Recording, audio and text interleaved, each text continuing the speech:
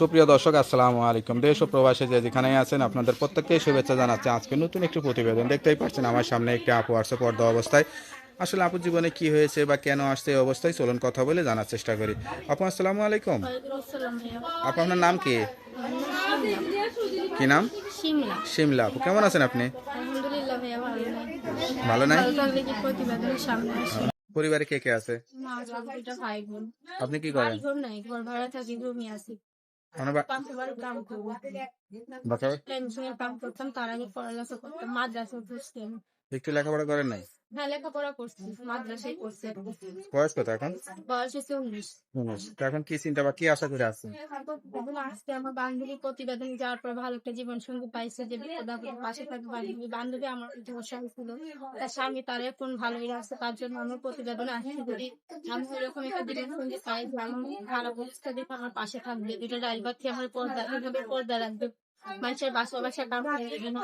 আমি একটা পর্দাশালী মেয়ে, মানুষের বাসা কামে দিই, ছেলেরা খারাপ মন্দ দেখে।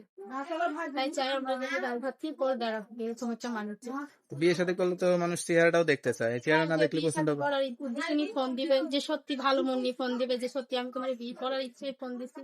আমি যে 5 ওয়াক্ত নামাজ পড়ে আমি চাই পর্দাশালী মেয়ে, এখন তোমার আমি বিয়ে করবো, তোমার আমি দেখবো, সে দেখার ব্যবস্থা করে দিবে, কারণ আমার তো টাচ মোবাইল নাই, যেটা আছে ওটাও নষ্ট হয়ে গেছে। যদি সরাসরি আসতে চাই, খোঁজ খবর নিতে হ্যাঁ, চাই? সরাসরি আসতে চাইলে সময় বিয়ে সাথে করলে মানুষ তো খোঁজ খবর নিবে, সরাসরি দেখা সাক্ষাৎ করবি, আমার কোনো সমস্যা নেই।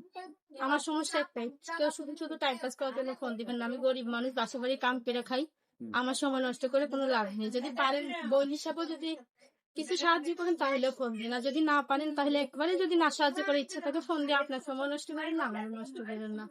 আমি গরিব ঘরের মেয়ে, বাবা ফেলা দিয়ে চলে গেছে, ছোট ভাই বোন নিয়ে থাকে, এই যে ভাই বোনের টাকার উপরে পড়ালেখা করাইতে পারি না, আমি জানি কেমন লাগে। পড়ালেখা না করলে যে কতটা কি আমি বুঝি, আমার ভাইটারে যদি আমি পড়ালেখা শিখাইতে পারতাম তাহলে তার ভবিষ্যতে এরকম থাকতো না। পর্দার আড়ালে কোনো কিছু মিথ্যা বলতেছেন না? না, মিথ্যা বলবো কেন, আমি তো মুসলিম ঘরের মেয়ে, দিনে দিন মিথ্যা কথা বলবো তো পাপ হবে, তাই না? আচ্ছা আচ্ছা।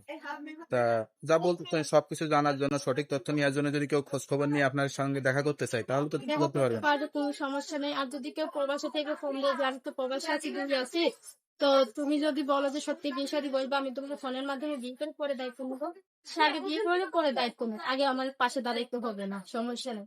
আর আমি যদি মনের মতো একজন মানুষকে 10 জনের সাথে কথা বলবো না, এখন আমি প্রতিবেদনে আমার নাম্বারটা দিব, এই নাম্বারে কল দিয়ে যদি আমার মনের মতো মানুষ পাইবে, প্রতিবেদনে সিমটা বন্ধ করে দিব, সে আমার পাশে দাঁড়িয়ে সিমের ব্যবস্থা করে দিবে। আমি গরিব ঘরের মেয়ে, আমার যদি কেউ বিয়ে শাদী করার ইচ্ছে নিয়ে ফোন না দিয়ে থাকেন, যদি বলেন যে পর্দাশালী মেয়ে তুমি পর্দা করতে চাও, যখন আমি তোমার একটা মেশিন কিনা দিতেছি, তুমি বাসা বাড়ির কাম করো না, তোমার মা ছোট ভাই বোন নিয়ে মেশিনের কাম করো, তাহলে আমি মেশিন কাম করতে রাখবো।